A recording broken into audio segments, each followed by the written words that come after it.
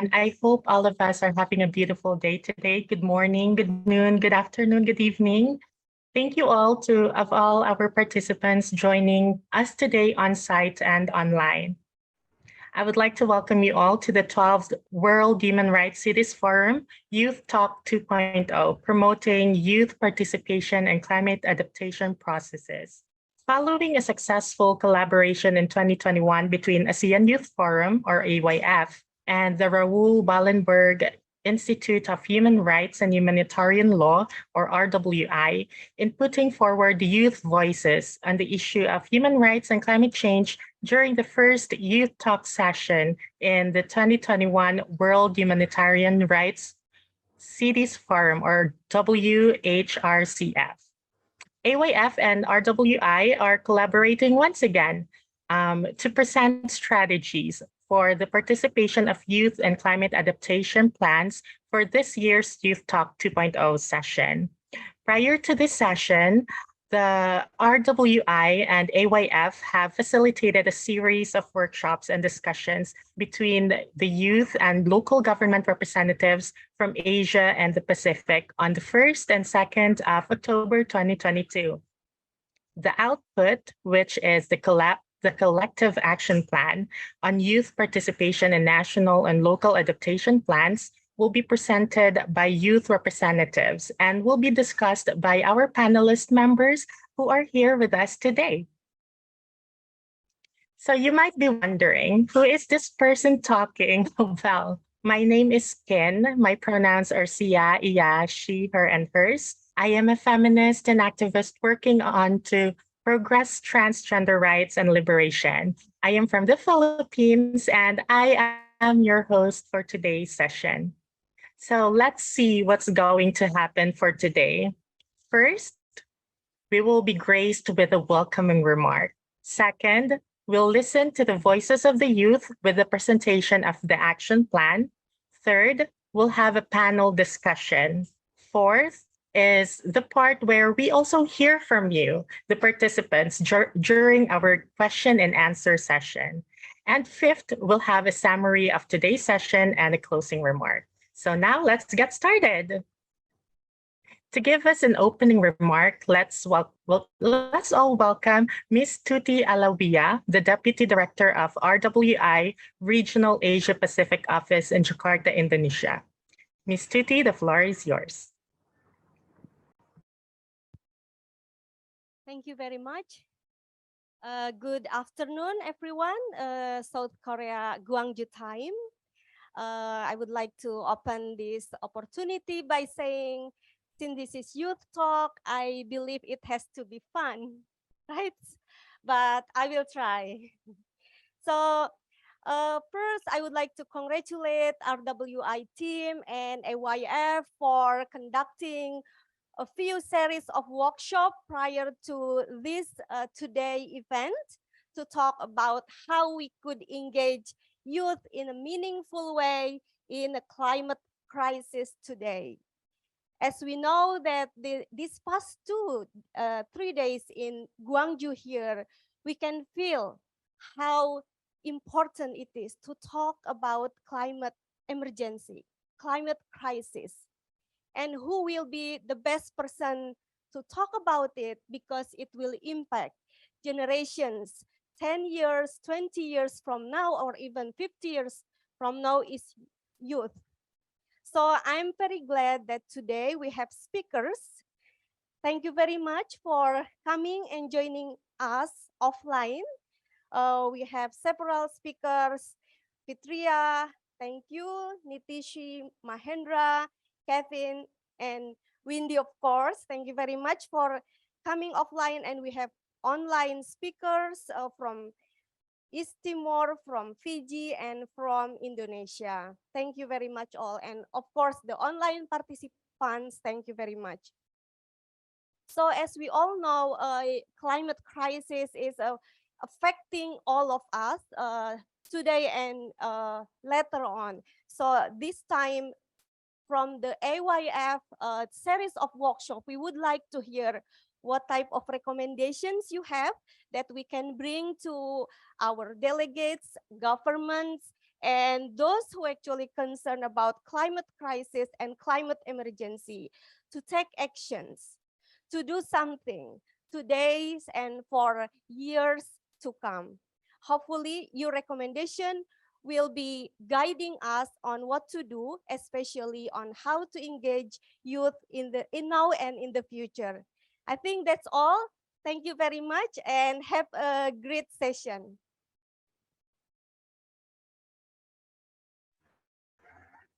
Thank you so much, Ms. Tuti, for that very inspiring welcoming remarks. Now let's listen to the voices of the youth as we welcome our passionate youth presenters. We have Pascoela Joanna Branco from Timor-Leste, Josiah Tokoni from Fiji, and Naba Heste from Indonesia. The floor is yours.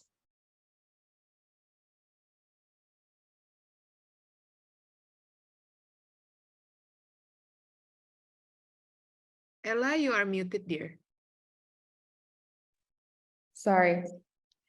Our collective action plan, or our youth participation in national and local adaptation plans. We, the youth and representatives from Asia and the Pacific, are alarmed by the disastrous impact and risk that our countries are facing due to the climate change. We recognize the need for adaptation to reduce the vulnerability and ensure the continuance of our livelihoods. While we welcome the government's initiative in developing national adaptation plans and local adaptation plans, it should induce meaningful participation of youth in all its processes. As a key stakeholder that will be faced with the consequences of action or inaction today, the youth must not be excluded in the response for the coming tomorrow.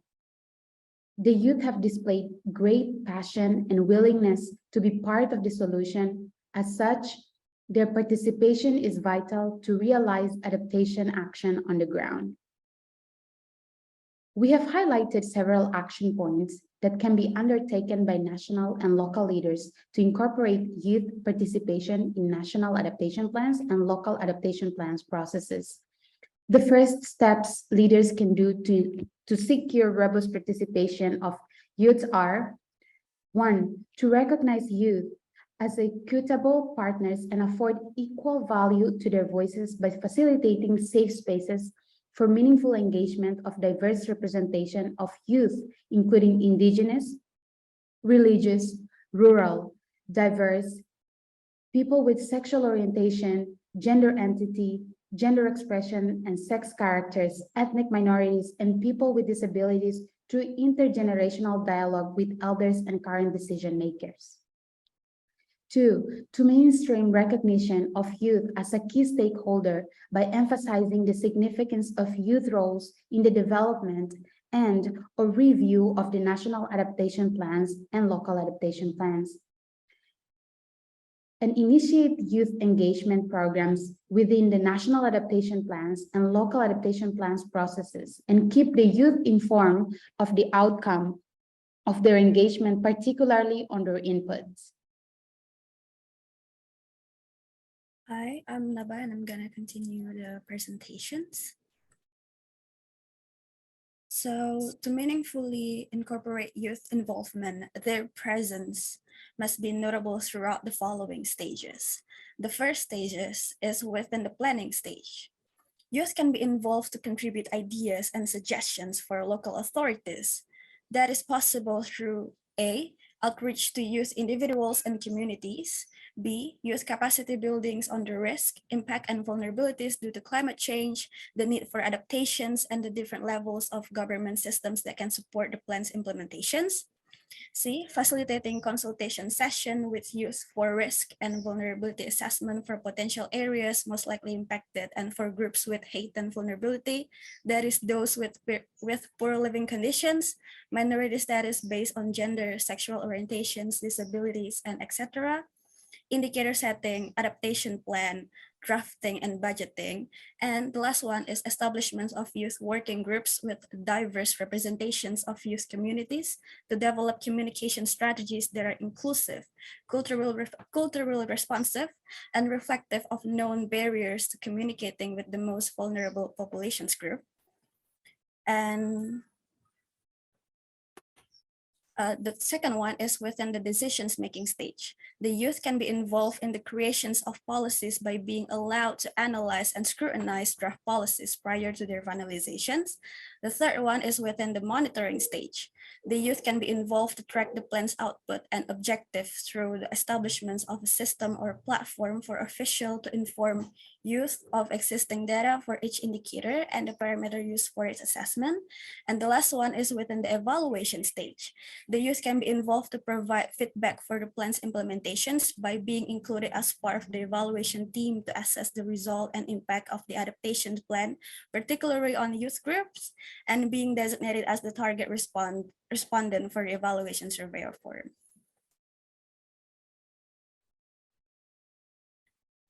Hi, Bolavanaka. Greetings from Fiji.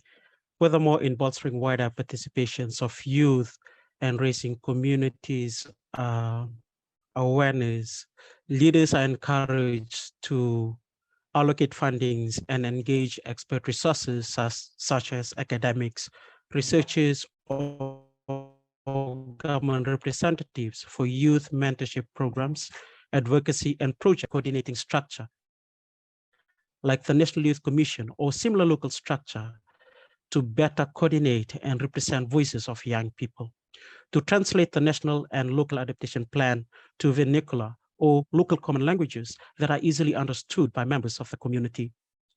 Fourth, to socialize climate change, including its health risk, into all levels of education curriculum. Fifth, socialize and promote the national and local adaptation plan through local influential figures, celebrities, or artists. Sixth, utilize social media platforms as channels for youth aspirations and supporting the mobilizations of youth movement to mainstream implementations of national and local adaptation plan. Last but not the least, strengthening cooperations with other countries to exchange best practices of inclusivity for youth participation within the national and local adaptation plan processes. We, the youth and representative of Asia and Pacific, recognize and commend the support we have received from our elders and leaders in the past. We also recognize our collective role and responsibility towards the implementation of the national and local adaptation plan at our respective locale. As young people and emerging leaders, we envision a future where our voices are amplified through the support of our leaders as we are recognized as equitable partners in development discussions and processes, especially on issues that affect us. Nothing about us without us. That, ladies and gentlemen, is our collective youth action plan for the national and local adaptation plan. Wenaka.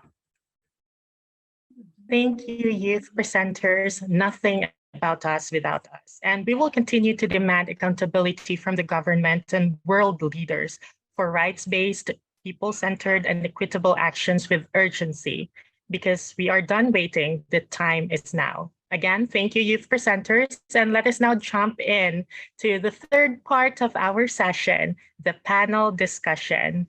Let me introduce to you our lovely moderators for this part of the session. We have Fatima Zara from Indonesia, the regional coordinator and the queen of ASEAN Youth Forum. We also have Sopietra Dim from Cambodia, a master's degree student from the Royal University of Law and Economics. Moderators, take it away. Thank you, my queen. Hi, I'm Fatima Zahra from ASEAN Youth Forum, and also today I'll be moderating this session, co-moderating with with my colleagues there, Dim from Cambodia, right? Are you from Cambodia, Dim? I'm sorry. Yeah. Yeah, Dim, say yeah. hi, please. Hello, hello, ជំរាបសួរ should I introduce myself? Should I say something longer than that? We can hear you clearly. Okay. Yeah. So let's just co-moderating the session. Dim, could you please introduce our youth fellows first for this panel today? Thank you. First of all, I would like to say thanks to the organizer and also all the participants that joined, spending time to join this program. And I would like to introduce two panelists that represent youth. And the first one will be Fitrias, a doctor of medicine and environmental youth activist working since 2015. She is an awardee of the Climate Restoration Innovator Award by the F4CR. Also, she is a fellow in Natural Resource Management by YCLE Academic Fellowship Program 2021 in East-West Center.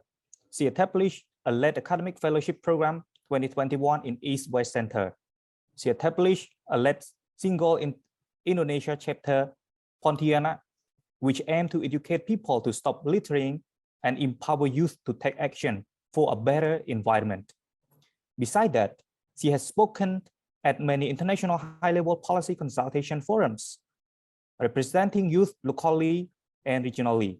She was championing the right to a clean, healthy, sustainable environment as ASEAN Youth Forum Youth Right Ambassador from April-June 2022. Now she is a youth advisor at the London Ambassador from April-June 2022. So I can just. London School of Hygiene and Tropical Medicine Center for Climate Change and Plenary Health for the External Affairs team in the Yangon Health Working Group. She is also leading a project named Asia Pacific Climate Project that promote SDG 12 to 15 and provide an online platform for youth in Asia Pacific interact and engage in environmental issues. And second, we have our panelist, Nitish Barole is a development humanitarian professional from India and a founder of Youth for Resilience. For more than a decade, he has been working on youth leadership, peace building at the community and national level. He's a founding members of Coexister Global Interfaith Youth Movement and served as India country head. He has been contributing a building resilience through disaster education, community work, and capacity development of individual youth-led organization, public official, UN agency, and he has been working with several organizations, network, government agencies such as United Nations Development Program, National Institute Disaster Management, Universal Solidarity Movement, National Peace Movement, Rwanda, and several grassroots organizations. Thank you. Thank you, Dim. And let us allow the government representative and role development institute that attending the on-site session here. The first one is Mahendra Prasad Paudal, is Under Secretary of Government of Nepal, who works as the Education, Youth and Sport Division head at the Bharatpur Metropolitan City Office. He is a vocal advocate of youth participation in government policy making and in its effective execution. He has been actively involved in policy formulation regarding the role of youth in volunteerism and entrepreneurship. Additionally, he has been coordinating with youth-led NGO to lead cleaning campaign, tree plantation in public space, and inspiring youth to contribute to achieving the SDGs. And next, we have Mr. Kevin Joseph Mendoza, currently serves as the head of the Institutional Partnership Support Unit of the Local Government Academy, the training arm of the Department of the Interior and Local Government of the Philippines.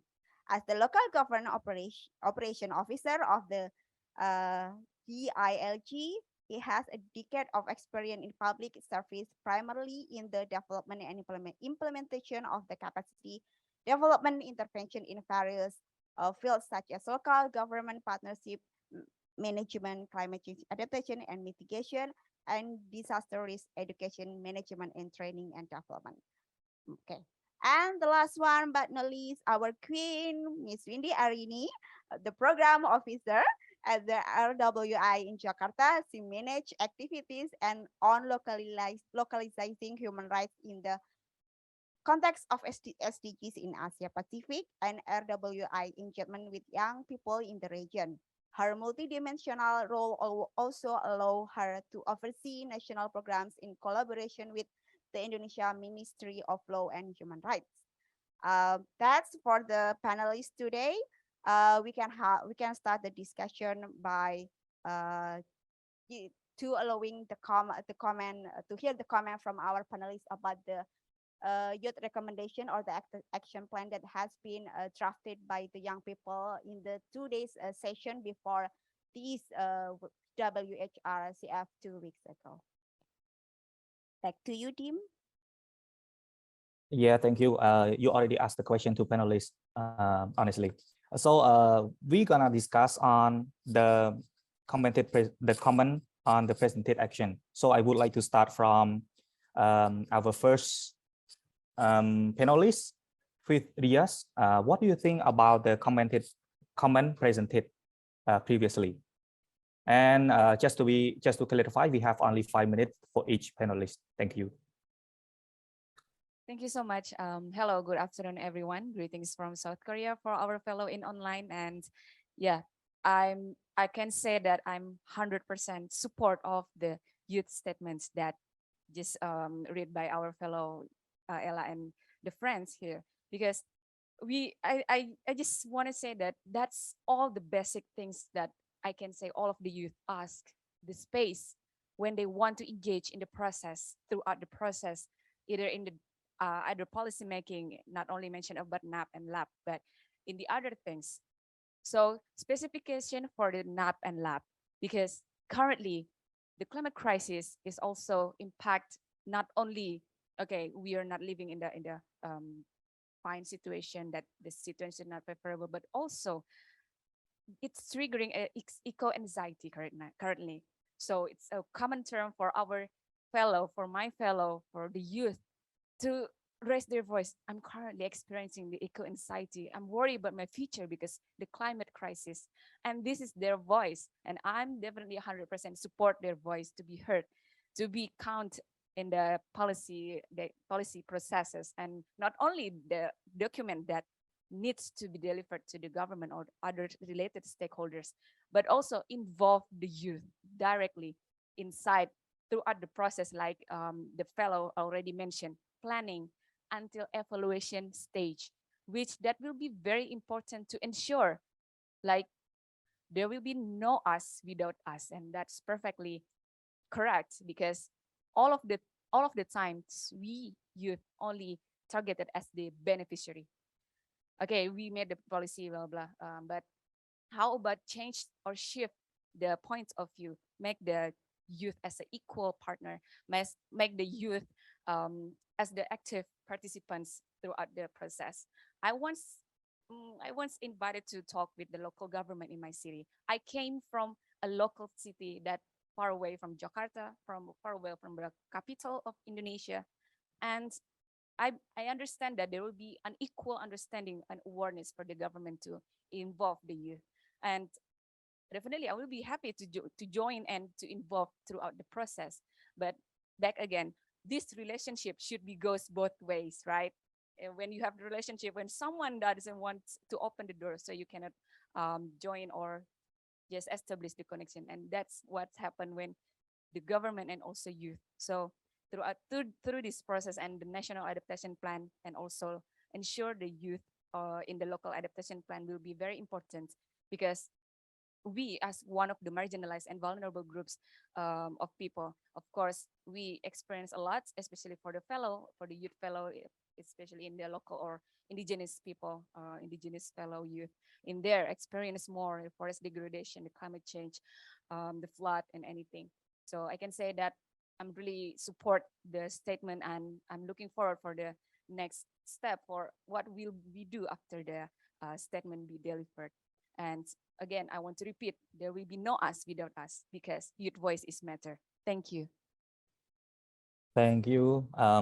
Phidias, you just touching my heart. So I wanted to listen to you for a very long time, but we don't have time. So we move on to the next panelist, and that will be Nitish. What's your comment on this? Thank you. Hey, hello everyone. Thank you. I really appreciate the efforts by my young fellows who drafted this plan, and surely I have like been supporting this whole process. I'm going to support. The first thing is just to fight against the climate crisis. It's all of our responsibility, not only the young people and the different generations. It's a combined responsibility, because although the young people are going to facing the negative impact of climate change in the coming time, but the climate change is also reserving all the gains for the previous decades of the work in the development sector and pushing people again to the poverty. So that's why it's very, very important to work on this issue as a combined effort. It's not fight against young people against the other generations, but it surely we need to have a combined efforts.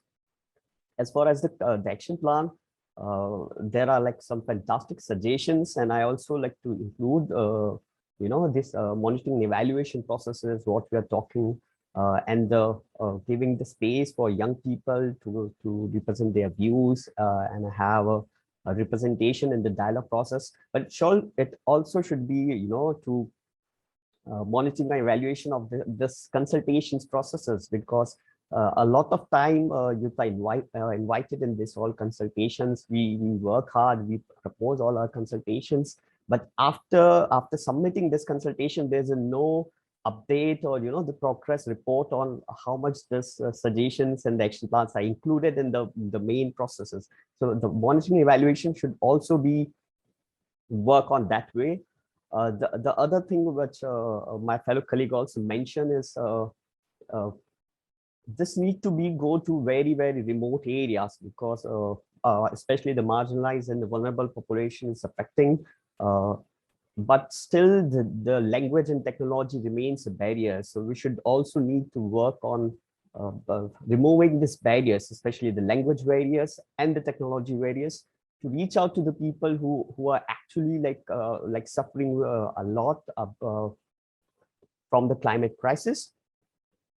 The third is this whole, the city representation, and I really like this concept of Human Rights City Forum. So in the cities and at the local bodies, the youth representation is very important. And sometimes we want to have, at the national level, international level, regional level, we want to have youth presentations and part of the decision making. But it's very also important, we need to work at the local level, because sometimes the impact of climate change is very according to the location and the context. So that's why the city at the local bodies need to include young representative in their decision making and the policy making. And the last, there's one more point. We need to more focus on the youth entrepreneurship or the promotion of the clean jobs and also the green financing in our all actions. So thank you from my side. Thank you. Thank you. Just a lot of ideas coming into my mind. And then, yeah, I would like to seek further to understand the comment from other panelists. So I would like to give the floor to Mr. Kelvin. What is your comment on this? Thank you.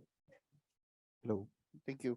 My comment on the action on the agenda is that it's very, very well written, and it's very passionately made. I can feel the emotions of it, and I can feel how important it is for the group, really, on about the things that we need to do together as a sector and as a youth.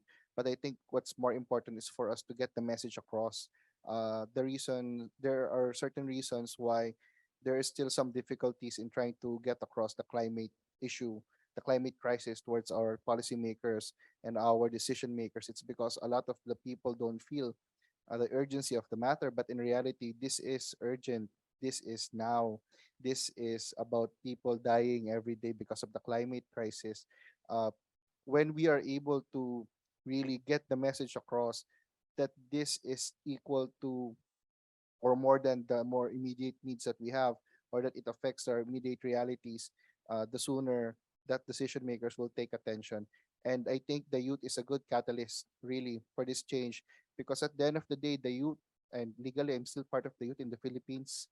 I think by law, I'm still within the range. So we, the youth, can say that we are most invested in this because we will be the one to inherit the realities that will come in the future.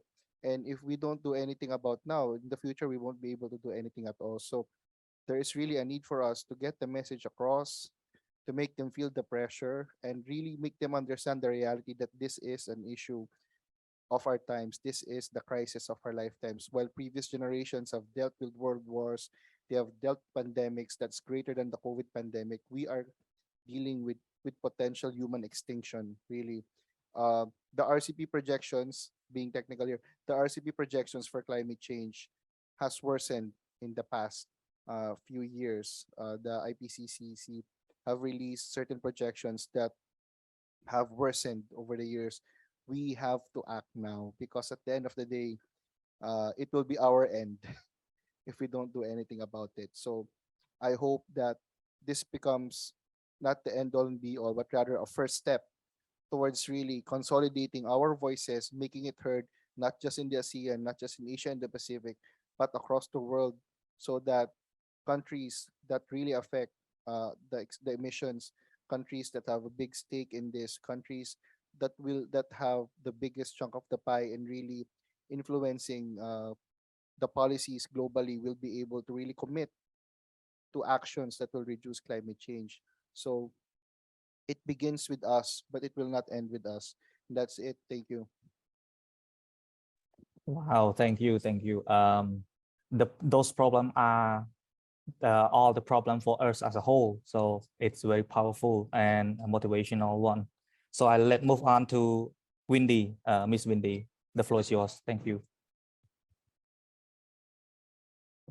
Hi, so I'm Windy. Thank you for coming, and thank you for AYF for organizing this. And I would like to acknowledge the great minds that we had on the 2 days pre-World Human Rights Forum workshops, where we have good representation of youth activists and who share their challenges, and but also drivers where youth can play a much bigger role in local and national adaptation plan processes.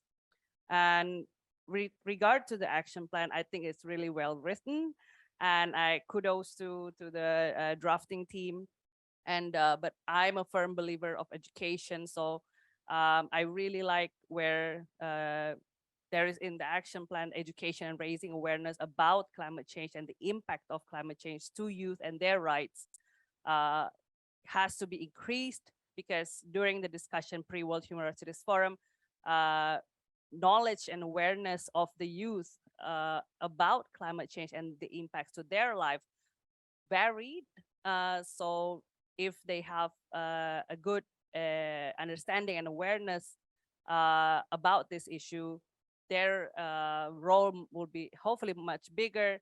And I like when the action plans also mention where youth can be included in all the steps. And I particularly like the one on the planning, because I think if, let's say, local governments invite youth representatives to join the planning session and actually mapping risks, for example, in his or her cities, is not only increasing their knowledge about the situation of their localities, but also empower them to do more and then know more about their cities and maybe do more later on.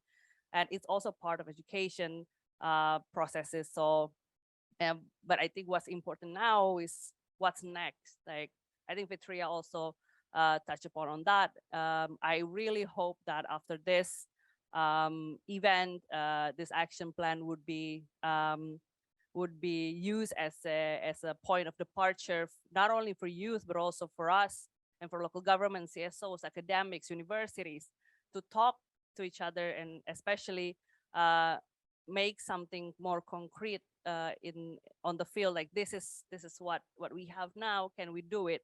Because what's very important about this action points are this is a set of action points based on lessons learned, what has been done, what doesn't work, where are the challenges. So this is, I really hope that this would be a good point of departure and a good point of advocacy, future advocacy on this matter. And yeah, I think that's it for me. Thank you. So I just want to recap a little bit. So no one is perfect, and learning is never end. We keep doing good thing to increase the awareness for the youth all around the world. So it's just a short message. And then let's move on to the last panelist, and that will be Mahendra. The floor is yours. Thank you. Thank you very much, and warm good afternoon to all joining, including online participation as well. Regarding the youth's participation in climate adaptation process, it's a very crucial and very significant issue. I'm not going to talk about the part of climate. I'm focusing on the how we could promote youth participation, meaningful participation, inclusive participation. The action points presented by the youth are, as Wendy shared, they are very good points. There are incorporated and very good points, good ideas, and actually their voice are reflected there. So I appreciate the action points and those who involved in, I appreciate all. First of all, in my view, as a practitioner, as a government representative working at central and national as well as local level, I have some very good experiences. I have some ideas as well, especially for the meaningful and inclusive participation of youth in all the youth concerned issues, especially focused on climate issues, climate change. That's a problem, challenge for all of us, not only the human being, but also for all the living creature in the world. So, first of all, the governments, whether they are national or local, they should incorporate, they should develop policies and legal frameworks for youth participation that could bring youth priority, youth involvement in forefront, youth issue, development issues. Then to accelerate that policy, the government should create structures. For example, our designated ministry for youth should be very important and should be in place. Likewise, National Youth Council or Commission in many countries, I have seen in Sri Lanka, India, Bangladesh, I visited, and China, I talked about youth, and there are in most of the countries, there are youth councils, youth commissions, local youth networks like that. So if we design such structures, they will incorporate or youth will lead in the leadership of youth. For example, in Nepal, we have National Youth Council, the head of executive vice chairman is executive, and he should be youth, no adult. So there is all the members, board members are youth, and at least 50% of the member should be women, and it is inclusive by nature. So I think so. Structural setup is also one important thing. Similarly, capacity building, I think it comes very importantly, because still the government representatives may be in national level or local level, they are not aware enough about the impacts, its challenges the climate change is posing to the present world. So we should do that first. People's representatives, local government authorities, as well as youth themselves as well. So we should sensitize, the gravity, the challenges posed by the climate change. So we should all aware. That's one important thing I found in the action plan. And similarly, while designing a national adaptation plan, local adaptation plan, it should be led by the youth. We have fortunately a good experience and good scenario in Nepal. The immediate past election, in the immediate past election of local level, around 40% of people's elected representatives are youth.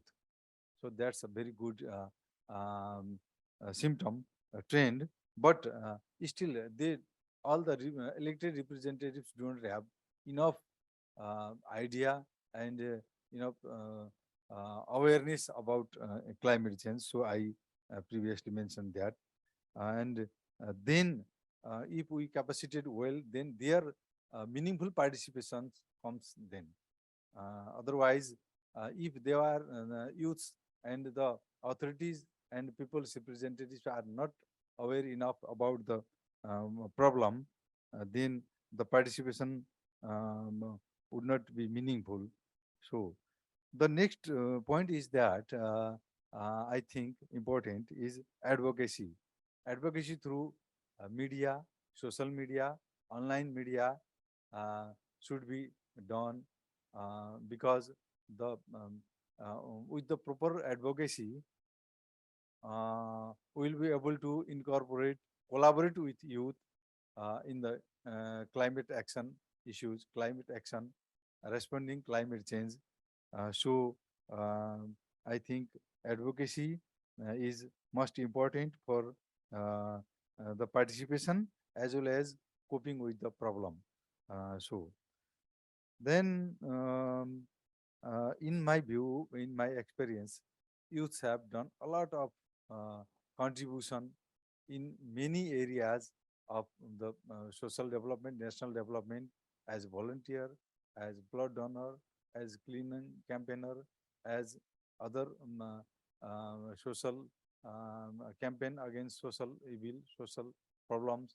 They have done autonomously or guided by the government, formally, informally, in many ways. So their contribution should be recognized, and we should trust them. We should inspire them. We should give them the lead role. So our traditional thinking of youth, they do not know lots of things, and the senior citizens, senior people all know. That's our traditional culture. Now it's time to think otherwise, and we should trust, we should believe, because youths have done a lot of things, lot of good ideas, creativity, and they are technology friendly. They can, they have made themselves different levels of networking inside the country and outside the country, international, regional, global level as well. So we should recognize and we should award them. We should give the role of environment. For example, each local government can appoint environment, climate envoy of their government, local government, and so they would get a chance, and they would feel their responsibility, how to um, uh, contribute as much as possible. So that's also one thing. And next, the networking across the within the country, regional level, and global level is also important. I think this forum is also a kind of networking for youth participation and sharing platforms. So we should provide platforms sharing their experiences and connect them, and youth in a corner of the world could share their best practices that are beneficial to other youth from the other corner of the world. So networking is also very much important. So I think these all things are have been incorporated in the action plan as well. And in my view, I think these could be helpful in promoting meaningful and inclusive youth participation with the government. We have experience as well in Nepal. We have in the local level, national level, National Youth Council, local province level, Province Youth Council, and local level, local youth networks.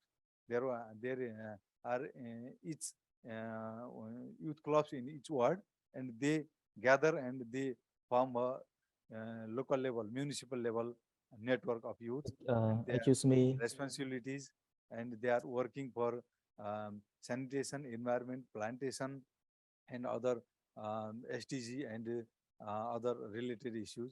So we can achieve and we could make a meaningful participation while we sensitize the representatives, authorities, and youth in line with reference to Kyoto Protocol, Paris Agreement, and SDGs goals. That would be a very crucial and important in ensuring youth participation, in my view. Thank you. Thank you, Mr. Mahendra, for your insightful and powerful message to the government for the improvement. So that's all from my side for now. I would pass the floor back to Fatima. Thank you. Thank you, Dim.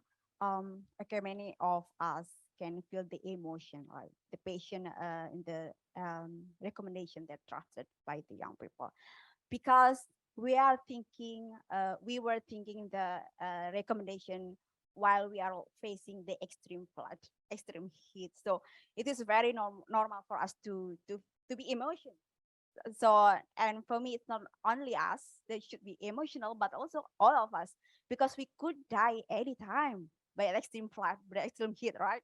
And and many of our that we know maybe also have died because of that impact of the climate change in Pakistan, in Thailand, Indonesia. Okay.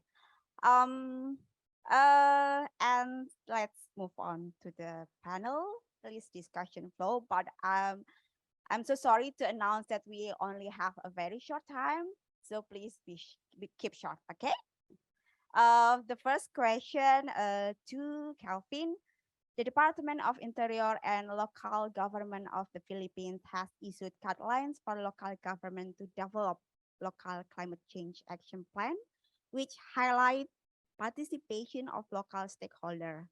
How, in concrete terms, do you think the local government unit can ensure participation of local stakeholders, particularly the youth, in the planning, implementation, and monitoring of the local climate adaptation plans? 2 minutes, please. Wow, that's quick. Okay, let's make it direct to the point. The structures for this exist already. It's provided by law in the Philippines through the local government code that the youth sector will be represented or is represented accordingly through the Sangguniang Kabataan or the Youth Council. It's the direct translation, I suppose. It's a youth council at the local level, and their president at the local level is represented or is a member of the local legislative council, who is at the same time part of the council that passes plans and budgets at the local level, including the local climate change action plan, and of course the comprehensive development plan of the LGU, which is the development plan for the LGU that also includes climate actions. More than that, there is also an opportunity for the youth as a CSO group, as a civil service, civil society organization, to be part of local climate change action planning, and to be part of the local development council. So in these two concrete terms, one is mandatory, the other is more optional and hopefully taken up. The youth in the Philippines have an opportunity really to be part of the local climate change action planning process, implementation, development, and monitoring and evaluation. I think what is crucial really is for the youth to be made aware and to be more conscious of their role, one, and two, to be more sensitive to the realities of climate change as something that affects the youth and everyone else. And that when this happens, if the youth is able to integrate this into the youth's agenda across the Philippines, the all the better for it, and it will likely be heard by our local authorities and hopefully our national authorities as well. So that's 2 minutes. Thank you for being on time. So I think it's glad that we know that you have the mechanism for the youth participant in your system. We hope that we can adopt that mechanism in another place too. So we should have this mechanism at the first place, right? And then the meaningful participation is the next to do that we should ensure in that mechanism. Thank you to Mahendra. As a supporter of youth participation, how can collaboration between government, national and local, and youth be ensured to create an enabling mechanism for an inclusive and participatory climate action? 2 minutes, please. Thank you. Thank you very much. The very interesting question. In my view, as I already also mentioned, the participation of youth can be ensured, in my view. First of all, we should trust youth. They have enormous ability, willpower, emotions, the energy, so they deserve. So if we thought in that ways and positively, then automatically the youth's role and the youth come in front and they can do lots of things with the collaboration of government as well as in the context of climate change as well. In my view, the government should think about that. The youth can do, they have ability, and there should be a policy inspiring youth in giving a role more and more responsibility to youth, because it's their both the climate action is right and responsibility both for youth, because they are much affected by the climate change. Most of the third world countries and the youth are most vulnerable group for the climate change, because they have to do lots of things, and their lives has been affected, whether they are in urban area, whether they are in rural area. So it's their right to be involved in the climate response and responsibilities too. So government should make the policy and give capacitate them and give them responsibility and acknowledge their contribution. For example, in the case of Nepal, we have Bagmati cleaning campaign. Bagmati River is our capital city river, our cultural river as well, civilization river. Bagmati cleaning campaign has run enormous of youth participation, enormous youth energy, and now it has been changed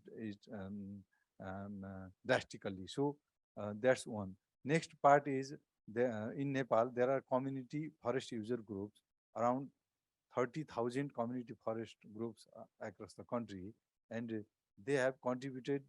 Most of them are youth, and they have contributed a greater way. And now the forest cover area, in comparison to a decade ago, it's 46% of the total area of the country, and it has contributed in carbon trading as well as and the in preventing the emissions of greenhouse gases. So if we trust and we build some structure and legal arrangements, then you can play a vital role, and the collaboration can be successful, I think. Thank you. Thank you. Yeah, trust is the first thing that we should struggle for, right? Because power relation is everywhere, right? When we try to engage young people, it can be patronizing. It can be the imbalance power relation that maybe we, you know, that it's unconscious or conscious that we are doing by that power relation. Thank you for raising that important things at the first place. I should apologize for in the first because I'm confusing with the time zone.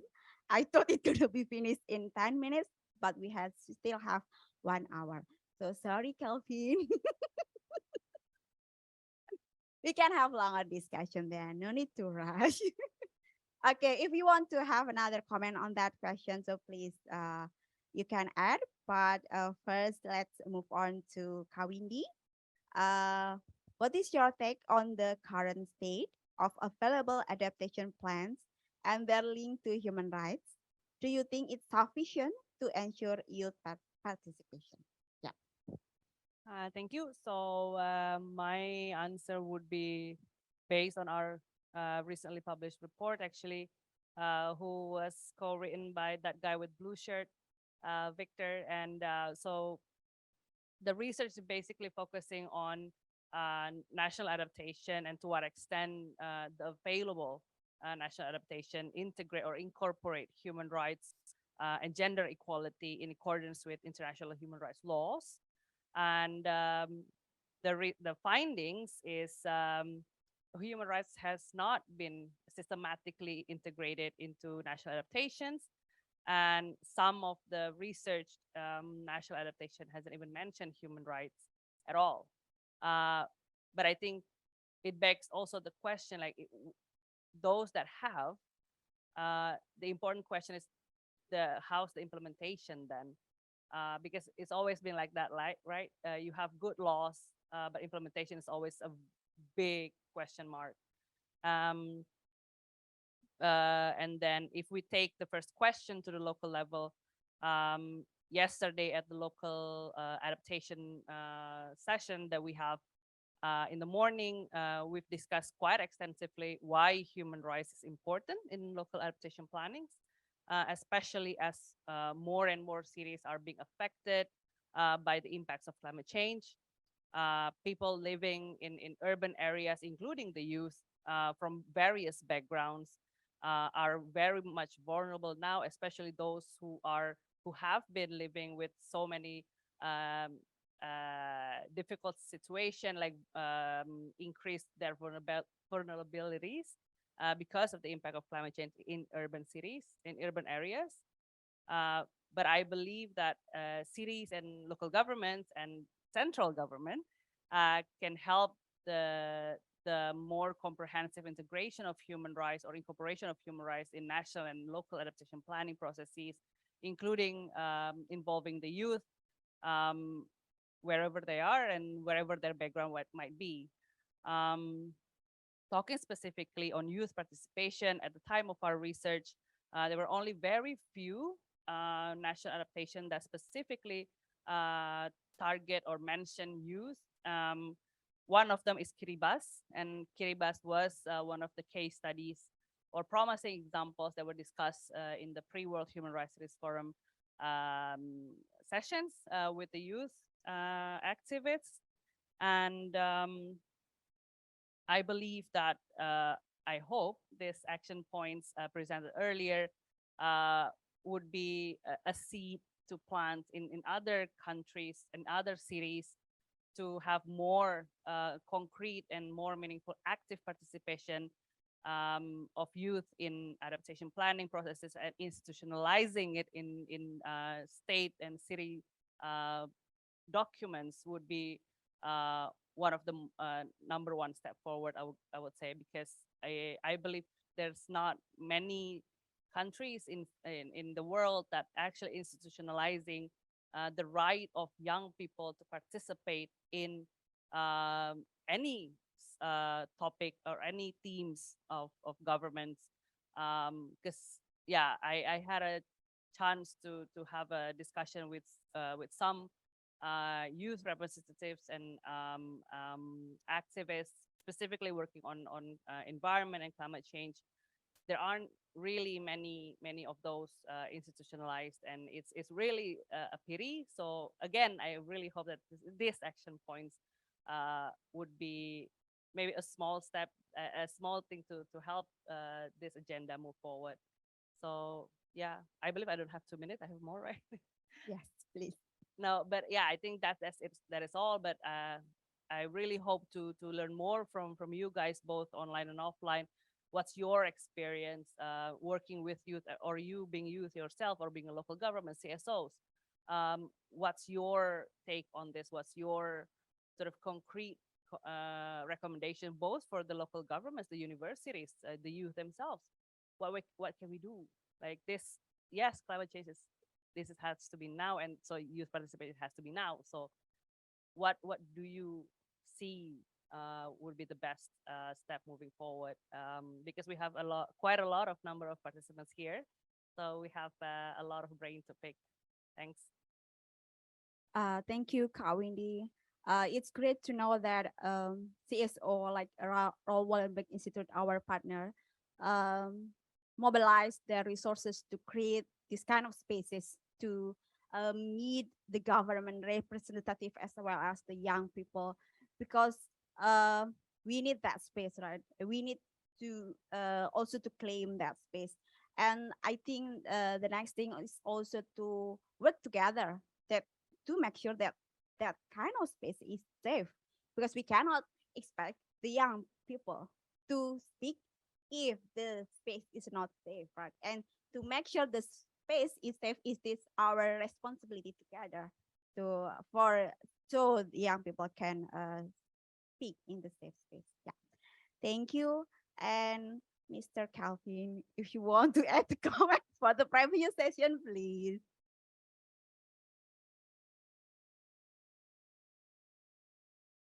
Now I have more time. I don't have to feel like I'm Nas Daily. Yeah. Yeah, he has 1 minute. I had 2 minutes, so it's still hard. But anyway, I'd like to add to what I've already said. The mechanisms exist at the local level. There is some representation, but the real challenge really is really integrating the climate change agenda, one, into the agenda of the youth. Second, really is how to make it more inclusive, even if there is youth representation in the local councils, in decision making, in planning, etc. There are still challenges of politicization of this, which is a challenge sometimes in the Philippines, but not all. So there's really a need for capacity development, for advocacies, to make sure that these agendas are carried at the local level. Right now, there are trainings, there are capacity development efforts undergone or developed and implemented by our organization, our institution, the DALG, and the Local Government Academy, together with the National Youth Commission, that focuses on capacitating the youth. On top of this, the Philippines has, fortunately, we have a body specifically for climate change, which is the Climate Change Commission. So, on top of the already existing local avenues for youth participation, for climate change advocacies, and for other youth concerns, we have a potential really to join efforts together with the Climate Change Commission, which is focused on climate change, and the National Youth Commission, which is well focused on the youth. If we are able to come together and integrate our climate change concerns as something very urgent, we have a potential to actually do more.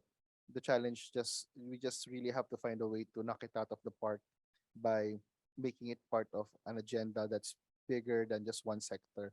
The youth, again, the youth can be the first voice that speaks about it, but the youth should not be the last voice to speak about it, because climate change is everyone's business.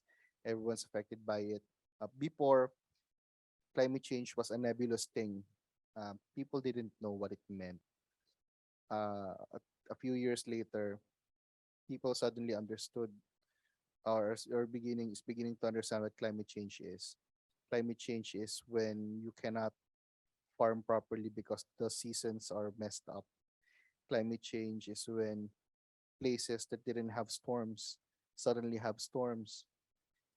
And climate change is a super typhoon barraging your place every few years, a super typhoon that's supposed to happen only once every 100 years, and it has happened like 3 or 4 times already in the past 10. So when people ask what climate change is, it's so easy to get caught up in the science of it, but it's easier to get the message across that this is climate change. The extreme heat, the extreme weather conditions, sea level rise, people dying, that's climate change. And when we're able to get that message across that climate change is an international issue, it's a national issue, and it's also a local and community issue, the sooner uh, that more actions can be made. And the youth will have to play a vital role really in getting this message across, and not just getting the message across, but taking action towards this.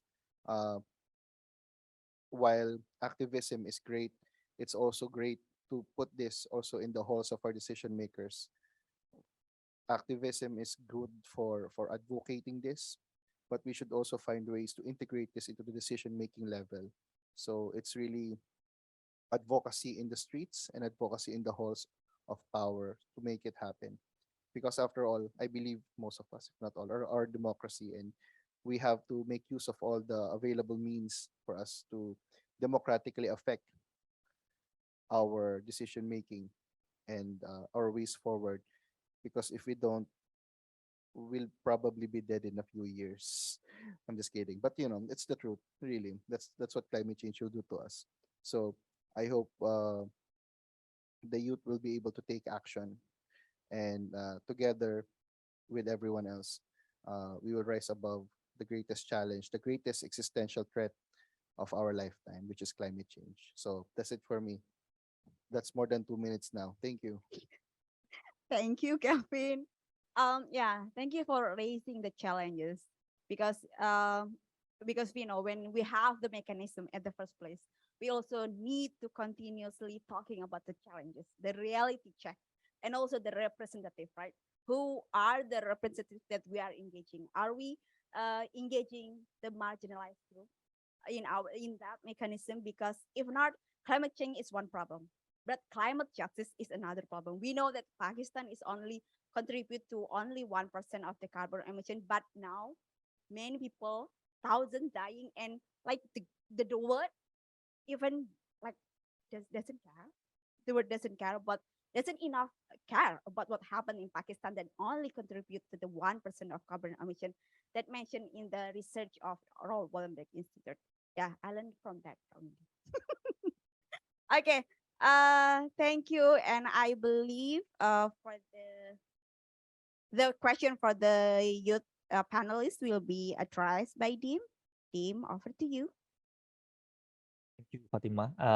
Honestly, I have two questions for two panelists, Fitrias and Natish. But I believe that the question itself is linked together. So I'm gonna ask each panelist a double question, like two questions together. So I would like start from Fitrias. What are your thoughts on the existing climate adaptation plan that your country or your region have developed? And if you have a power or given the power, what you gonna do to improve it? Thank you. Okay, thank you, Dim. So talking about the national adaptation plan or the youth perspective. So yeah, basically like, oh, youth always complaining, youth always criticizing. Like, okay, this is what I'm going to do because you asked me what is my opinion. So yeah, I'm talking about the Indonesian National Adaptation Plan, which have a vision to cover around 2020 until 2024. And they have 4 sectors for the top priority. They have agriculture, water, and marine and coastal. And yeah, first of all, it should be on appreciation first because Indonesian government already committed. They show their strong commitment to involve in the national adaptation plan because the national adaptation plan for developing countries not an option, but it's a priority for the sustainable development. And that's why I mean like this is already a good step, the first step for the Indonesian government to create such a good NAP in the implementation. But the question is, how was the process? And yeah, I mean like I can say that many people or most of my friends doesn't know what is NAP, what is National Adaptation Plan. Even when we are talking about the climate change, maybe they're not really into it, but that's where we need to build the understand, and that's where I see that okay, we need to mainstream that, because in the NAP process, youth have space there. Youth have a right to claim their rights to be heard by the government, to be involved during the process. And that's the problem, because I think this will answer the second questions. What will I do if I given the chance? Like I mentioned earlier, I came from a small city in a Borneo Island, which very far away from Jakarta, the capital of Indonesia. And I raised an issue about the unequal awareness of the government involving the youth. I once invited to have a consultation about how to create a climate related policy that involve the woman and then create resilient, blah blah blah. Okay, but just stop until there. What are the follow up? I cannot do any follow up because, you know, like I mentioned, this relationship should go both ways. I cannot just knocking the door. Okay, what can I do? Blah blah blah. They just not open the door all the time. They just need sometimes. Okay, we need to use on this certain of information, and then after the information achieved, okay, maybe we don't need them. No, that's why in the statement we need to involve youth, start from the beginning until the evaluation process. And of course, we as the youth have also expertise. I started my working in environmental issues since 2015 when I came to medical school, and now I'm a doctor of medical. So I mean, like, this will be a role for the government. This will be a role for every government, either in local, national, or at the international level, to utilize and maximize the role of the youth that have a diverse background, right? So it's like, okay, because I don't have space in my local level, I try to climb my space at international level, and thanks for ASEAN Youth Forum and RWI to facilitate me here to raise the voice. I need to run to the UN headquarters just to raise my voice because I don't have space in my local community. I mean, like, okay, we are working, youth is working for volunteering, for activities, educate the people. But is it just only stop like that? No, we need to take place. We need to claim space in the political, in the more upstream level, which this will help us. This will help my fellow that works in the grassroots level to enhance their work, right? Because any policy that related to the climate change, any policy that related to the youth, of course, that will help to enhance, that will help to facilitate youth participation, and also that will help us to claim our rights. And that's what we still lack, that we still see lack of this phenomenon in some of the countries. Talking about country, it will be big, but talking about the smallest part, like province or even city, that will be make sense, because I'm coming from this small city, and I can compare what I've got for these past 2 days from this forum. I learned a lot that, okay, so I figure out that in Indonesia, we have a Semarang city that really engage in the national adaptation plan, and there are smart cities. And I'm wondering, how can my city do that? Or how can I involve in my city? And there are a lot of takeaways, but yeah, we are talking about the national adaptation plans and the youth involvement. So if I given the space, of course, I would be happy to engage more with my experiences. I won't say that I'm expertise because I'm still learning.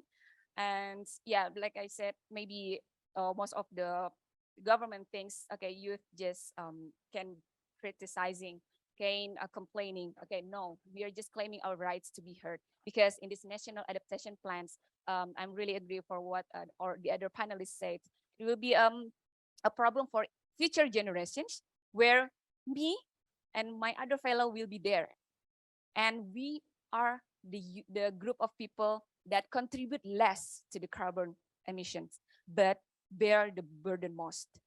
And that's that we don't want it, that we don't want this climate injustice keep happening. We don't want this intergenerational justice keep happening.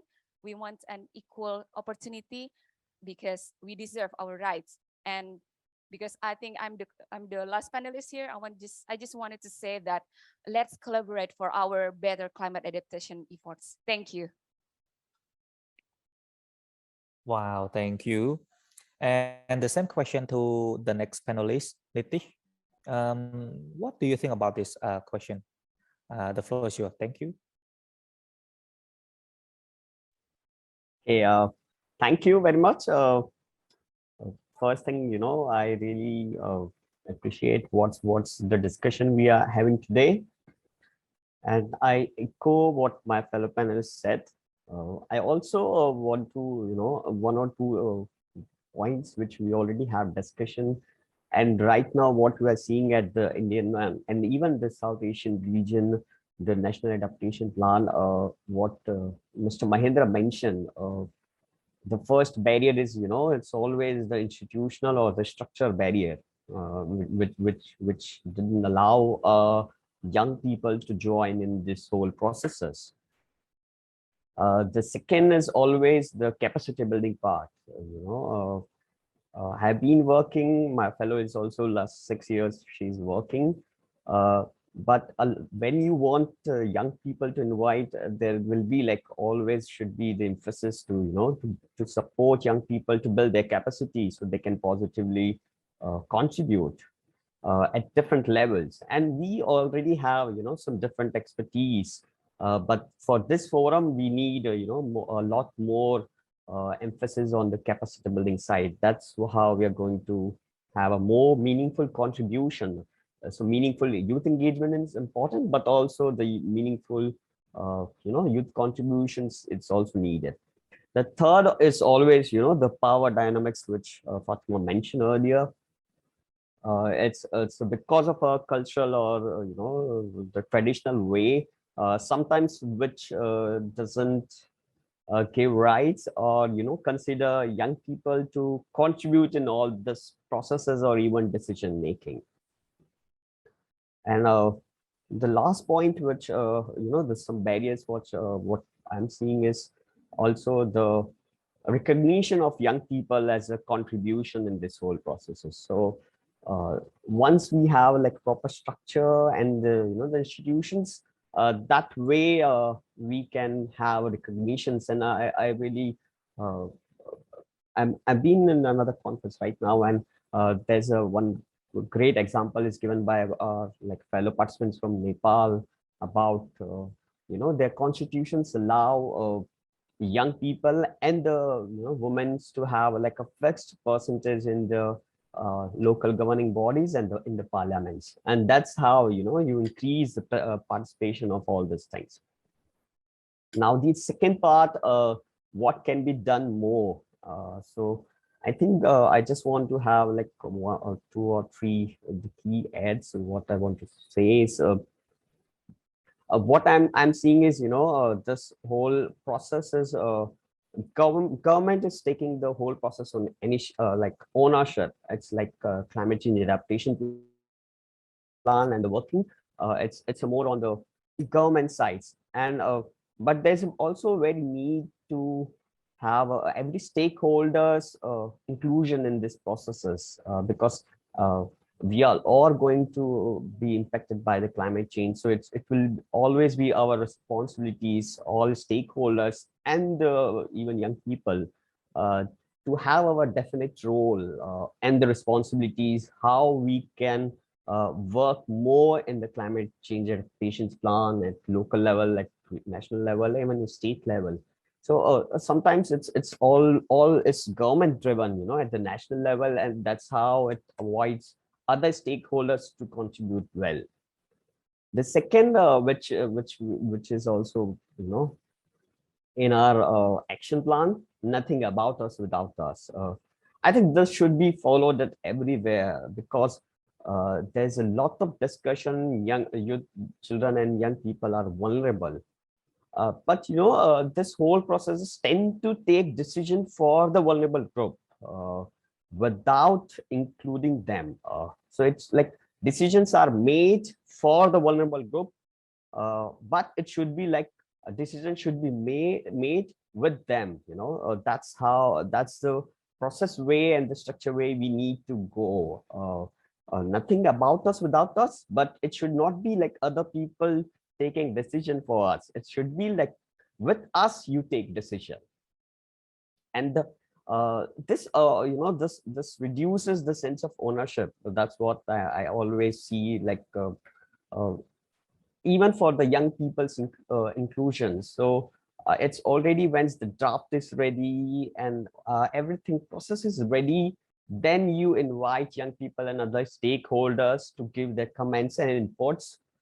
It reduces somehow the ownership, and the whole involvement. So it's very essential to involve young people when you start draft, start the process of preparing a draft, rather than you already prepare the draft and then invite young people and other stakeholders to give their comments. And in the last, I just want to add, young people already have, in some areas we already working in the adaptation efforts in new ways, especially in the technology way, in agriculture and energy sectors, through the entrepreneurship work and the social development work. This knowledge and this skills which are already have by young people should be promoted and included in the adaptation plan. That's all from my side. Thank you. Wow, thank you. Just a little bit more specific. What if you have the power to control it? What are you gonna do? Maybe you have a power to change something that on our existing climate adaptation. So what are you gonna do? Just some specific idea. I think a lot of my, if I have like quick power, it should be on the structure processes, by laws, like what I was mentioning about the policy have Nepal have. So it's when it's in the structure, like in the constitution, it can be followed through, it can be monitored, it can be evaluated. So that's how it's very important at the, when we have a power, we include all this at the structure level. So that's way in the long term, it will be, it should be not like the if the decision makers and the, like right now the government is interested to have engage young people, so they will be involving you. But if the government and the structure change, it stopped. But if you already have all this in the structure, in the government policies, it can be followed up. That's all. Thank you. That's all from my side. If you give me the floor, I would ask 100 questions and it's gonna last for 5 hours maybe. So I give the floor back to Fatima. Thank you. Okay, thank you, Dim. So we are now opening the Q&A session. The question, we will invite the question from the on-site participant as well as the online participation. In the on-site, oh yeah, please. And also please, team, do we have question from the online participant? Online, not yet. Okay, we have one from on-site. Actually, I have no question, but some remarks added with your talk show. Definitely through your talk show, we are really encouraged that through youth, because youth is the change maker, we know. And I just quoted from the famous Nobel laureate poet Rabindranath. He mentioned that where the mind is without fear, actually youth is always without fear, so that they are the pathway to climate action and creating the best way for the next course of action. And I just some recommendation for the youth from our long field level experience. Maybe all recommendations are not relevant, but maybe you consider as a experience from a development worker. First one is very much important, that is the spirit. That is the spirit of your voluntarism, your initiative, your patriotism, and without compromise with the real pathway. So that please keep up your spirit for the appropriate climate action. And number two, definitely your idea, sometimes that is not according to the methodology or the academicians. But all times academic knowledge is not relevant. Sometimes the speed, the initiatives are much more relevant and effective instead of the academic knowledge. So that please nurture your ideas, your innovation, your thoughts, and your commitment to changing this world. And third one, definitely connecting with the local youth network, with the national and global network, which definitely creates a much more enabling platform for the climate action. And finally, I conclude that definitely I know from your some presentations by the youth, you are involved with the different adaptive action plans. But so far our understanding on the, due to Bangladesh, I come from Bangladesh, and Bangladesh is severely affected and flash flood in each and every year. So that yes, there is some adaptive plan, but that is the high time to prepare the local level adoption plan for addressing appropriately through the local level actors, where definitely youth engagement is the pioneer way to way out for this situation. Thanks to all.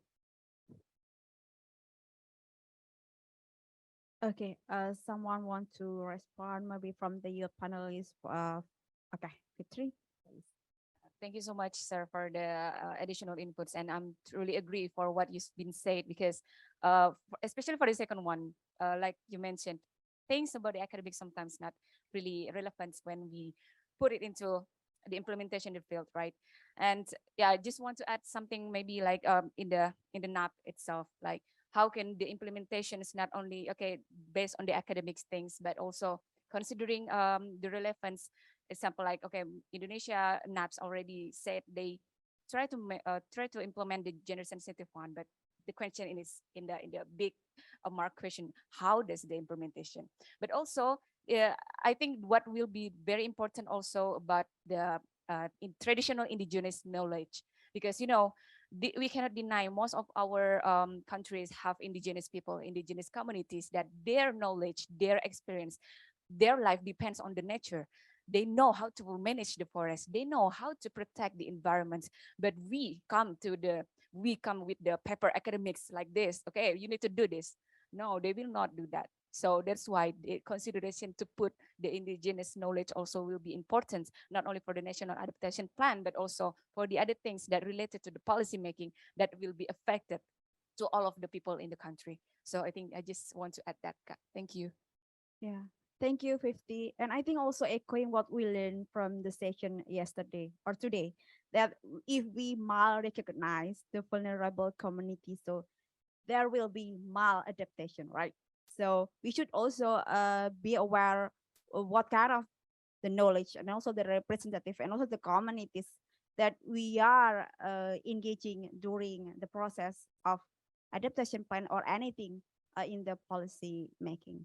Yeah, Nitish, do you want to respond to the question? Yes, surely. Thank you, sir. What you said in your comments. The first thing, I really appreciate for encouraging young people to nurture their ideas.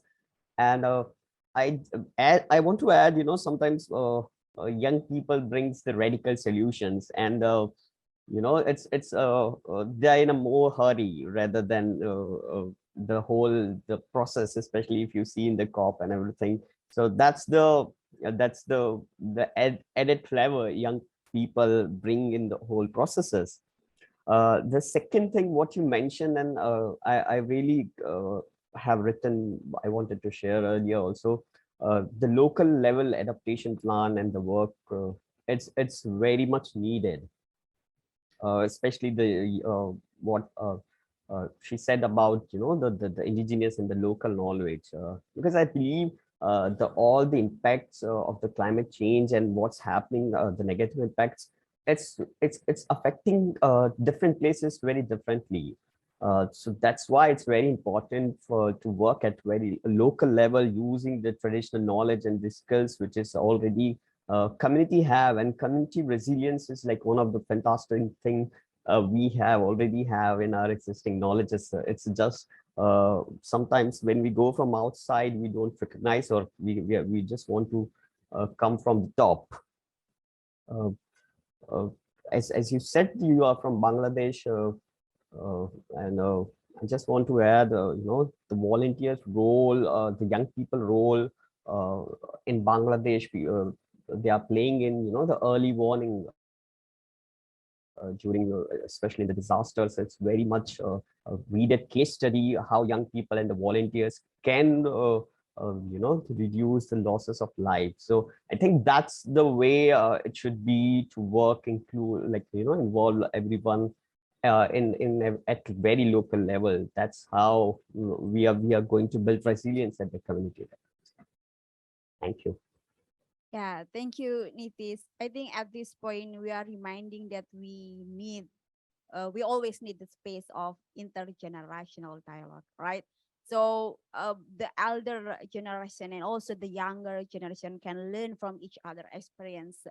The elder generation can share their experience, their knowledge, and also to the younger people, and at the same time, the elder generation can also listen to the young people. What is our knowledge? What is our experience? What is our struggle in this process? So I think that kind of space that is important for us to, to moving forward better, and also to merge, to bring together these many generation for the betterment of anything in this world.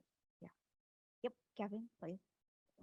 I'd like to add, other than bringing together and communicating between generations, it's good to speak also of the language in governance, really in the bureaucracy. I've been a bureaucrat for what 10 years already. So I've been working for the government for that amount of time, exactly this year, uh, and it would be easier really for us to find ways and find common ground if we actually speak the language, and we try to find really concrete ways that the government in all levels understand, and the governments uh, acknowledge as very concrete and actionable. For example, here are some of the things that we can advocate on and we can work on. First is for budget. We have a saying in governance that what's not budgeted will not be implemented. So if we are able to advocate for budgeting for climate change as a youth, or even regardless of any sector, then if this is heard well enough, then maybe we can have it budgeted, and when it's in the budget, it will be implemented because you already allocated money for it anyway. Second is to incentivize businesses really to adopt climate change friendly uh, interventions or climate change friendly practices. So when you incentivize, these are very pragmatic things to say, and it sounds quite boring because it's like there has to be a defined benefit for the other party, but that's how it works. There has to be a defined benefit for the other actors as well. So another thing is for us to include climate change education in the formal education system. I think it's not done enough. There are efforts in integrating disaster risk reduction management in education, which is all well and good. But we also have to include climate change in this as well. It's very important because if the youth are people coming from the schools, the school age, and then later school age, and then after school, it would be better if they have formal schooling and they have formal knowledge on climate change, and they won't have to rely on just self-research and just talking to other people. If this is integrated and institutionalized in our schooling system, it would be easier for us to advocate this. Uh, and one of the last things is for us to mainstream climate change concerns and climate change advocacy really to existing sectors and efforts. We can mainstream climate change into existing sectors and efforts. For example, in the Philippines, we have a local comprehensive development plan. There are 5 sectors to it. Uh, in all those sectors, you can actually put in climate change in any way you want. For example, in infrastructure sector, you can put climate change adaptation efforts in infrastructure and it can still be good infrastructure. It can still be beneficial for the infrastructure sector, but it can also be beneficial for climate change efforts as well. So what I'm saying is climate change efforts are not exclusively just for climate change. There are co-benefits to it. And the sooner that we're able to find ways to integrate to what's already existing, we don't have to build new houses. We just need to improve on the existing houses that we have. So these things, speaking the same language, understanding how the bureaucratic processes work, and finding ways to really integrate ourselves, our efforts, our advocacy for climate change in existing concrete processes and structures would benefit us, and it would really bring what we want faster, because we don't have to start all over again. We don't have to start new things. We have to we will be able to work faster with what's already there.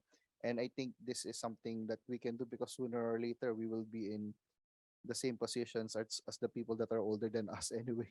So that's it for me. Thank you. Yeah, thank you, Kevin. Yeah, I think that's why it's important to bring many stakeholders, many parties in this effort. So it is our responsibility together, because to make, to become the bridge for that language, we need also maybe another parties to bring in the one space and to have the communication, right? Community, maybe as the organization that try to creating that space. Do you have any comment on a following up comment? Yeah, I mean, I agree with most of what has been said earlier, but what I've been also noticing during the many discussions that we had previously, that yes, youth can participate in governance at different levels and in different mechanisms, but one of the examples that were discussed was, yeah, you will be better acknowledged if you come as a group, as a formal CSOs. But then in certain countries in our region, it's not the easiest thing to be registered as a CSO. So I think there's another structural barrier that not only youth organizations have, but also most CSOs have in this region that we love so much in the Asia and Pacific. So as one of many organizations that provide platforms for youth, I believe there should be more discussions about that. And I hope there will be more space for youth. In this case, in environmental case, is during the upcoming COP in Egypt in November. I really hope there will be a lot more youth. It was a lot of youth attended last year, but hopefully this year they will actually have a place, have a safe space to raise that concern. And I believe there is a youth pavilion this year in Egypt, and I really hope to see some or more youth advocates and youth environmental activists there. RWI will be there, but if you do happen to be there and want to discuss about youth participation in environmental cases, please reach out to us. We are really more than eager to provide any support that we can. We definitely have a lot of research, but yeah, I think it has to be more than one organization. It should be more, and I believe again in education, and we are a research institution. I would like to also promote young researchers, young educators.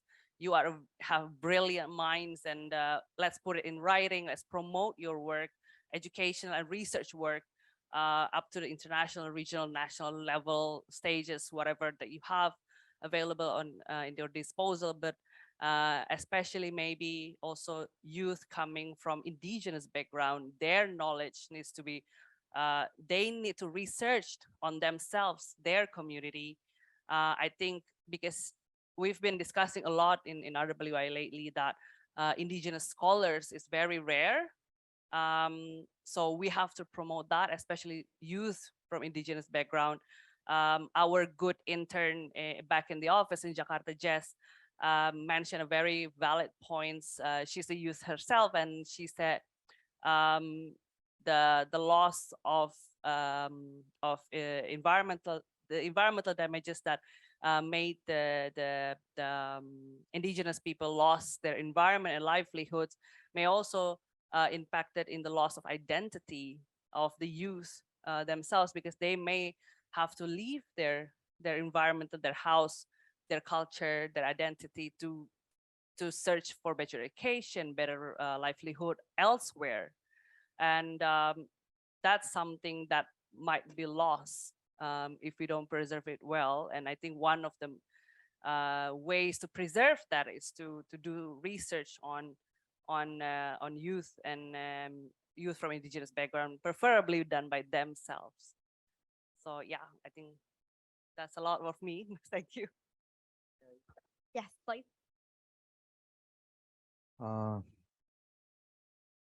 Fully agreeing with the views presented by all our youth participants, youth panelists. I'm very happy today. And one more thing I would like to add, if you think it necessary, while talking about adaptation, we should also parallelly go with mitigation as well. I think so, because um, adaptation and mitigation, they are, I think, inseparable, because they are the mitigation will be helpful in making adaptation plans or adapt to the situation. So I think so for that, agreeing with my friend Kelvin, we should incorporate enough content in curriculum in school level. I think so, because still I think I don't know whether in other cases what is the situation in our context. Still, the education is not being able to sensitize enough about the situations, and we have provision of local curriculum. So I committee here, and I be more focused on while developing our local curriculum. These things local as our participant initiated our discussion. We should incorporate and value the local knowledge and local technology, local indigenous knowledge. So that would be of great significance. And finally, I'd like to thank the organizer for organizing such a wonderful and significant program and giving us the opportunity to share our ideas. Thank you. Thank you, Kawindi and Mr. Mahendra. And yeah, talking about being heard, talking about education,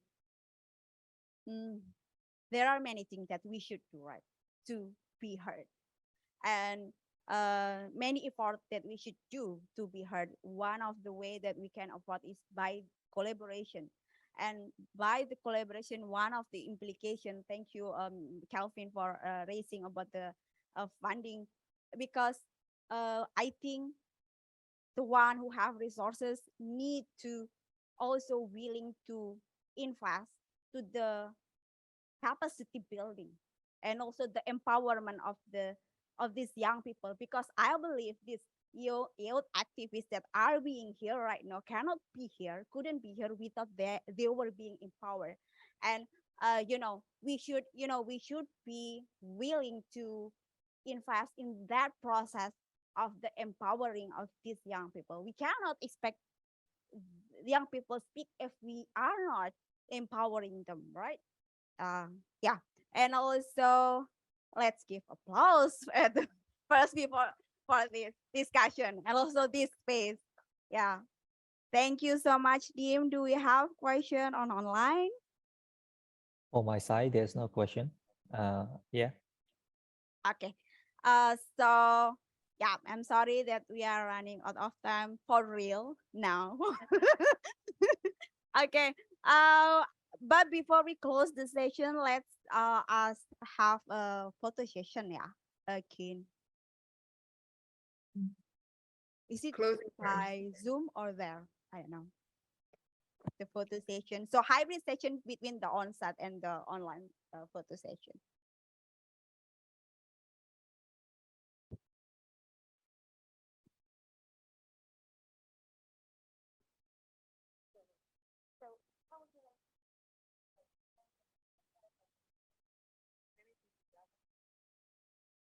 Yeah, the panelists first.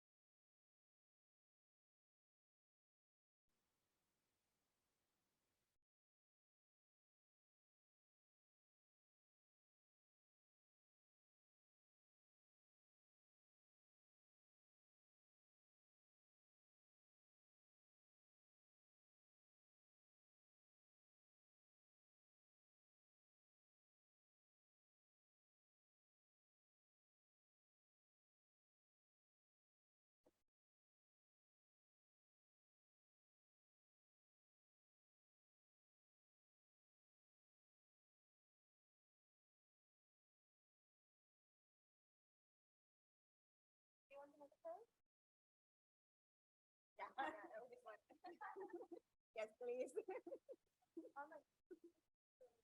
Okay. Another one, please. Wait. With the hearts. What is this? The love heart.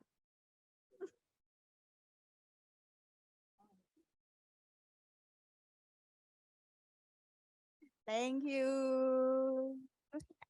Let's give applause one more time. Yeah. Thank you so much for the discussion today. I hope we learn together a lot and we can bring something to the next step in our works in our field when we back from here. And yes, before we closing up the session, I'll give back the floor and the screen to our queen. Please, Queen. Thank you, Queen Fatima. Wow, with so little time, but what a very fruitful interactive session that was, right? So let's continue the conversations and keep the action going. This is an intergenerational responsibility. Thank you, everyone, for participating in our Q&A part of the session. So now that our session is coming to an end, let us welcome the Advocacy Officer of ASEAN Youth Forum, the beautiful Rosalind Ratana, to give us the summary and closing remarks. It's all yours, Rosa. Thank you so much, Queen Keen. Beautiful as always and very energetic. And thank you everyone for joining today. So just to give a brief summary and closing of today's session, firstly, I'd like to thank the RWI and the World Human Rights Cities Forum for providing the space for Asia Pacific youth to be a part of this forum. Now, in the beginning, we saw how the youth were able to share a very practical action plan for their meaningful participation in climate adaptation plans. And from the beginning, the first step that they mentioned is the need for them to be recognized as equal partners. Now, I think that's very powerful because often the youth are excluded simply because they are perceived to be less than their elder counterparts. So I'm calling each and every one of us to break away from that stigma and instead empower the youth to be your equal partners too. And secondly, we saw how each youth panelist, and no, not only youth, but all the panelist members, how they responded to the action plan and also contributed to the discussion on the practicality of youth participation in climate adaptation plans. To Kelvin, you're right in the sense that we are not plagued by world wars like our previous generation, though there are some that's happening right now, you know where. But I think what we face is an even bigger foe because its impact is not isolated to certain areas, but for the entire world population. And the extremities, like you said, it can impact everyone, no matter if you're rich, young and poor, or even old. And to Mahendra, it was great that you highlighted the incorporation of youth participation in policies and local laws, Because I think, I agree with you. I think without specific incorporation, there won't be steps to really include them. And to Kawindi, your emphasis for education on climate change for youth, I believe is also the key to really get everyone involved. Because when we are all conscious, especially the youth, about the risk about climate change, they will be more likely to adjust their behaviors. And also on your call to institutionalize youth participation, I 100% support that, because that will ensure participation of youth in more practical terms. And to 50, I think we all feel that climate anxiety that you were talking about, and we feel so small when facing this wicked, wicked problem. And like you said, not everyone is aware of NAP, unfortunately. And, even though it's something that should be put forward for everyone to know. And, perhaps the government should strive to make this viral, in today's terms, because, if something so silly like celebrity gossip can get everyone talking, something that can safeguard our future, should be even more mainstream than that, And to Nitish, lastly, I'm with you there on your highlight on institutional barriers and the imbalance of power dynamic between the youth and the elder generation. And to make sure that this is mitigated structurally and systematically is perhaps the only way for meaningful participation and for youth and other stakeholders to be achieved. And lastly, your interpretation of nothing about us without us as, with us, you take a decision. I completely love that. So, great job on that interpretation. And yeah, so this action plan that we have created will be used for our advocacy tool going forward. And we hope that this would also be brought to COP27 by our RWI partners. And in the meantime, we will make sure that it is available for you to access as well, so that each of you can utilize it to lobby your local leaders. You can head over to our website soon for the details. And finally, for those of you who have worked with youth individuals and communities, you will no doubt understand why we are preaching the need for them to be included. Not only are they passionate, but they are very resourceful and critical. So they should not be left behind when it comes to responding to climate change, because they can be the solution makers and the mobilizers of action. And as such, if you have not included youth in your respective organizations or projects or initiatives, I strongly suggest you start to witness the benefits yourself. And with that, I'd like to thank everyone who participated today, both on-site and online. And if you don't mind, to please fill out the survey at the last slide of our presentation later, so that we can figure out the areas where we can improve. And lastly, it has been a pleasure for us to organize this event for you. And we hope that you can continue your engagement with us in the future. So thank you so much, everyone. And it's survey time. So the organizers, if you can display the survey slide, that would be great. So that is all from me. Thank you so much, everyone.